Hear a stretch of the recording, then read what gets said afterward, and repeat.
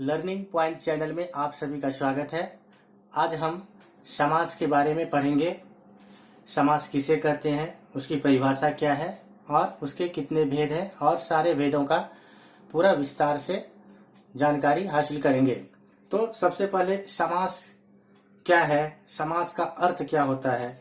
तो समास का अर्थ है संक्षेप। समास की सहायता से थोड़े शब्दों में अधिक बातें कही जा सकती है। दो या अधिक पदों को का अपने विभक्ति चिन्हों को छोड़कर एक पद हो जाना समास कहलाता है।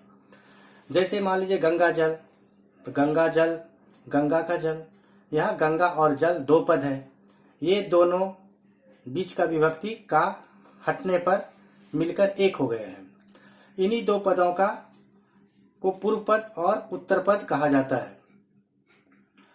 इसे एक और उदाहरण से समझें। जैसे राजा का भवन, राजभवन। इसमें दो पद है, राज और भवन। इसमें पहले पद राजा जो समास में मिलने पर राज हो गया का पूर्व पद और बाद के दूसरे पद भवन को उत्तर पद कहा जाएगा। तो समास की विशेषता क्या होती है अभी? तो समास की निम्नलिखित विशेषताएं हैं। पहला है कि समास में कई पदों का मेल होता है। दूसरा, कई पद मिलकर एक पद बच जाते हैं। तीसरा, इन कई पदों के बीच का विभक्ति चिन्ह लुप्त हो जाता है। चौथा, पदों में कभी पहला और कभी अंतिम पद प्रधान होता है, कभी सभी पद भी प्रधान होते हैं। पांचवा, कभी कोई अन्य पद भी प्रधान होता है। अब उदाहरण के तौर पर इसे हम समझने की कोशिश करेंगे। उदाहरण में जैसे राजपुरुष, इसमें दो पद हैं, एक राज है और दूसरा पुरुष। दोनों पद मिलकर एक हो गए हैं। दोनों पदों का बीच का विभक्ति चिन्ह का लुप्त हो गया है। इसमें दूसरा पद पुरुष प्रधान है, अतः यह तत्पुरुष समास है। अब हम संधि और समास में क्या भिन्नताएं हैं उसके बारे में देखते हैं। तो संधि में दो वर्णों का योग होता है और उस योग के कारण वर्ण परिवर्तन होता है, परंतु समास वर्णों के योग से नहीं बनता। उसके लिए दो या दो से अधिक शब्दों के योग की आवश्यकता होती है। जहां समास होता है वहां संधि अवश्य होती है और जहां संधि होती है वहां समास रह भी सकता है और नहीं भी रह सकता है। जैसे परमानंद, यह शब्द परम और आनंद इन दो शब्दों के योग से बना है। यहाँ दो शब्दों के योग से एक शब्द का निर्माण समास है, परंतु अकार और आकार के योग से आकार का होना संधि है।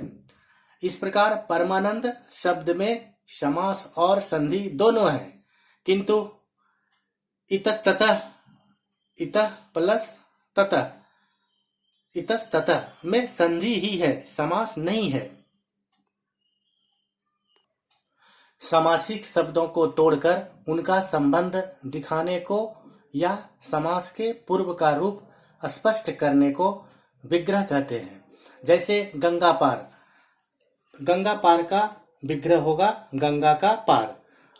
अब हम समास के भेदों के बारे में पढ़ते हैं। तो समास को मुख्य रूप से 6 भेदों में बांटा गया है। पहला तत्पुरुष, दूसरा कर्मधारय, तीसरा बहुव्रीहि, चौथा द्वंद्व, पांचवा द्विगु और छठा अव्ययी भाव समास। समास के इन 6 भेदों को अब हम अलग अलग पढ़ते हैं। पहला है तत्पुरुष समास। इसमें पहला पद प्रायः संज्ञा या विशेषण होता है और दूसरा पद संज्ञा होता है। दूसरा पद प्रधान होता है। पहले पद में कर्ता को छोड़ शेष सभी कारक पद आते हैं, किंतु समाप्त होने पर उनके विभक्ति चिन्हों का लोप हो जाता है। जैसे पहला है कर्म तत्पुरुष, स्वर्ग प्राप्त, तो स्वर्ग को प्राप्त। दूसरा सिर तोड़, तो सिर को तोड़ने वाला। दूसरा करण तत्पुरुष, पद दलित, पद से दलित। रस भरा, रस से भरा।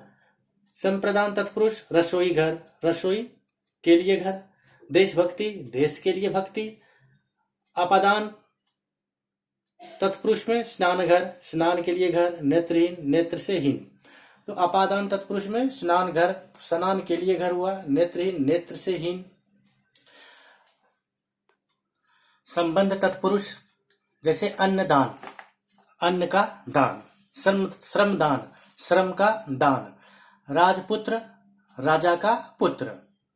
फिर अधिकरण तत्पुरुष, पुरुषोत्तम, पुरुषों में उत्तम। दानवीर, दान में वीर। अभी दूसरा समास के प्रकार है कर्मधारय समास। कर्ता तत्पुरुष को ही कर्मधारय कहते हैं। कर्ता अर्थात प्रथम विभक्ति के पूर्व और उत्तर पद विशेषण विशेष्य रूप में ही हो सकते हैं, अतः यह विशेषण विशेष्य पदों का समास है। जैसे नवयुवक, नव है जो युवक। पीतांबर, पीत है जो अंबर। परमेश्वर, परम है जो ईश्वर। महात्मा, महान है जो आत्मा। नीलकमल, नील है जो कमल, इत्यादि। अब तीसरा समास है बहुब्रीहि समास। इसमें कोई भी पद प्रधान नहीं होता है, इसका समस्त पद किसी अन्य पद का विशेषण होता है, अर्थात इस समस्त पद से किसी अन्य का बोध होता है। जैसे चंद्रशेखर, चंद्र है शेखर पर जिसके, मतलब मीन्स कहने का मतलब महादेव अर्थात महादेव। चतुरानन, चार है आनंद जिसके, अर्थात ब्रह्म, ब्रह्मा जी। बीना पानी, बीना है पानी में जिसके, अर्थात सरस्वती। दशानन, दस है आनंद जिसके, अर्थात रावण। नीलकंठ, नील है कंठ जिसका, अर्थात शिवजी। इस तरह से इसके कोई भी पद इसका जो है प्रधान नहीं है और इसका समस्त पद किसी अन्य पद का विशेषण है। अब चौथा आता है द्वंद्व समास। इसके सभी पद प्रधान होते हैं और योजक अव्यय का लोप हो जाता है। जैसे हाथ पांव, माता पिता, पिता पुत्र, दाल रोटी, पाप पुण्य, भाई बहन, घर द्वार। तो इसके दोनों पदों के बीच जो योजक अव्यय होना चाहिए था वो नहीं रहता है इसमें, इत्यादि। अब पांचवा समास है द्विगु समास। यह तत्पुरुष के कर्मधारय भेद का ही समास है। तत्पुरुष का पूर्व पद विशेषण होता है जबकि इसका पूर्व पद संख्यावाचक विशेषण होता है। तत्पुरुष के नाते इसका उत्तर पद प्रधान होता है और दोनों ही पद कर्ता अर्थात प्रथम विभक्ति के होते हैं। जैसे त्रिलोकी, पंचवटी, दोपहर, चौराहा, छमाही, तिमाही, इत्यादि। अब अंतिम छठा समास है अव्ययी भाव समास।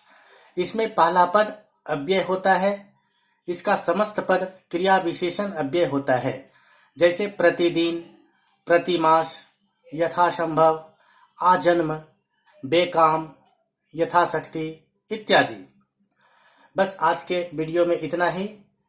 धन्यवाद। हमारे इस चैनल को सब्सक्राइब करें, लाइक करें और बेल आइकन को दबाना ना भूलें। जय हिंद, जय भारत।